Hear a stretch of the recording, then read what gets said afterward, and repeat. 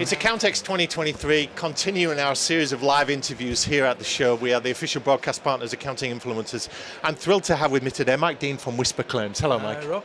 Good to see you. How's Accountex going so far for you? You still got your energy, Mike? Oh, just about, yeah. Although I was losing my voice yesterday. It's so loud in here and you feel like you're shouting everywhere. We've not got a stand here this year. We made a sort of conscious decision not to do that. Because you did exhibit last year, didn't you? We did exhibit last year.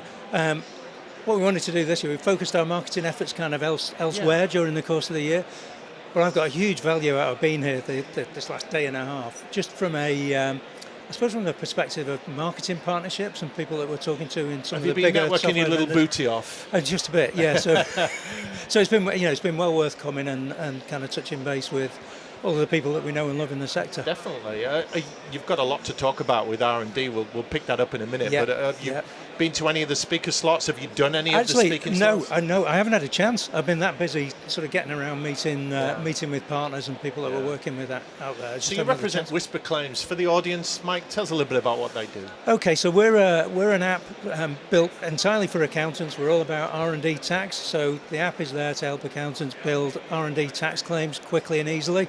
And as I'm sure we're going to talk about in a bit more depth in a minute, R&D tax is a real change in landscape right now. So there's been lots of changes to legislation. There's been a House of Lords inquiry. There's been a whole change in the way that HMRC are handling themselves around R&D tax, all of which has led to increased complexity in the market. And essentially, our app and our support wrap around the app are there to kind of unlock all of that complexity and help accountants work their way through and deliver an effective service. We just recently interviewed Paul Applin, former president of the ICAEW and tax expert, was saying exactly that, Mike, about the increase in complexity and expectations on accountants. Yeah. And he talked about how the tax law would be an inch thick a few years ago, but now it would fill a foot or more on a bookshelf. Absolutely, and inconceivable that accountants would be able to keep up with that, even just the R&D element, which is where you guys come from. And prior to the current changes in R&D related legislation, you were looking at 500 pages worth of guidance around the R&D tax scheme. I don't actually know what that's gone up to with all the recent changes, but it'll be more. So it is a complex and kind of niche area of tax.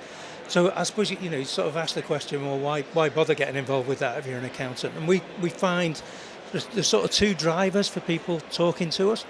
On the one hand, it's people who've got clients who are maybe already working with R&D tax specialists. And one of the kind of pressures at the moment in the market is that some of those people have got quite a negative reputation.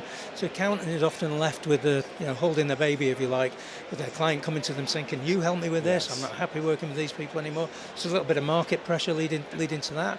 So suddenly the accountant is faced with all this complexity and doesn't know how to deal with it. So that's one group. We've got another group who come to us simply because of the market opportunity. There are other people kind of running away from the market because of this complexity, so they see an opportunity. Yeah. How can we build a service kind of quickly and easily with the backing from WhisperClaims? That's kind of group number two. And then the third group of people who are already operating in the market have perhaps got a dedicated R&D department. And in fact, we've even got one or two R&D tax specialists who work with us in this vein as well.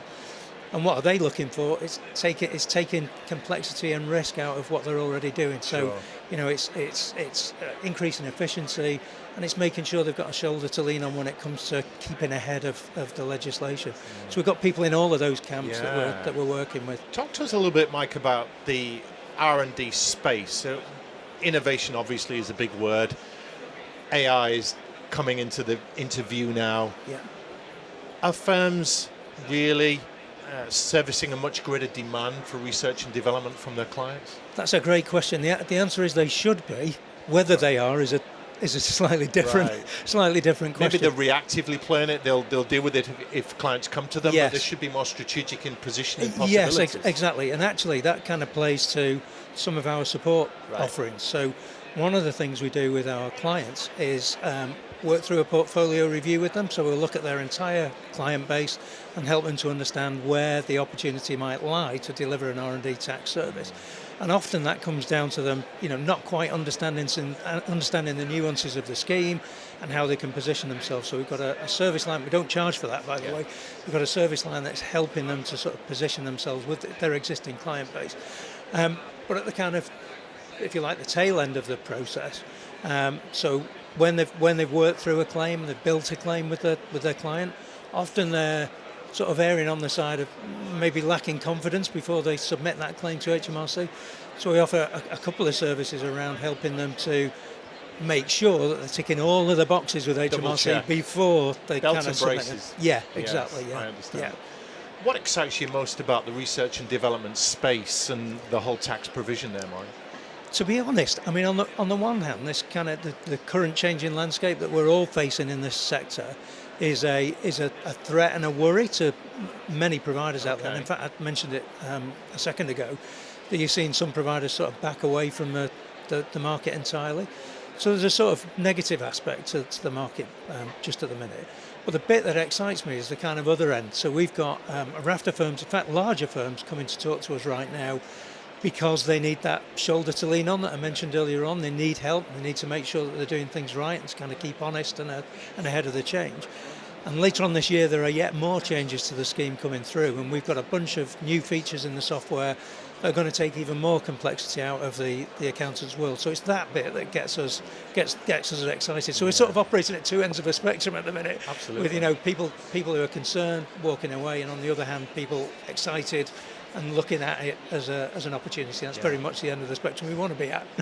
We talked earlier about your network and your booty off at Accountex, and presumably those conversations are not just with accountants and businesses, but fellow providers and vendors and strategic partnerships. Yes, talk to us a bit about that. That's right.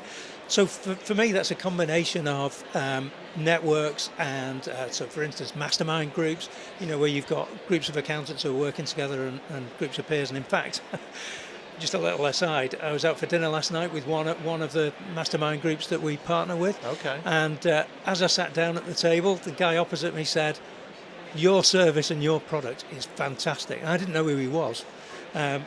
Immediately, I was sort of slightly embarrassed. Are you one of our customers? No. But I work with a group of accountants who all use it and they all sing your praises. That's kind of fantastic feedback. I love that. What you're doing, isn't absolutely, it? Yeah. But outside of those groups, it's industry associations that we're working with. It's other vendors. So we've got partnerships with people like Walters Kluwer. We're talking to Dex at the moment about doing some exciting things over the next few months. So kind of great to be working with people with that kind of market clout. And you're in our Accounting Influencers Roundtable Absolutely, as well. So of course, that goes without saying. Yeah. For you. Absolutely. Some people don't know, so we do mention it. And finally, Mike, what excites you most about WhisperClaims and the journey that you're on over the next few years? Well, we're now working with about 170 firms across the country, and we started this business on a bootstrap basis, and so we've grown our business through cash flow and kind of learning and feeling our way as we've gone. So that journey's been 4 years from 0 to 170 firms, which has been fantastic. But we're kind of all set now, especially on the back of this sort of latest draft of changes from HMRC, sort of go to the next stage of growth. So all of those partnerships I've just mentioned are all part of that growth story to kind of take us to the next level. Well, you're clearly on a crusade, Mike Dean. It's been wonderful talking to you today. Thank you so much for your time. Thanks, Rob.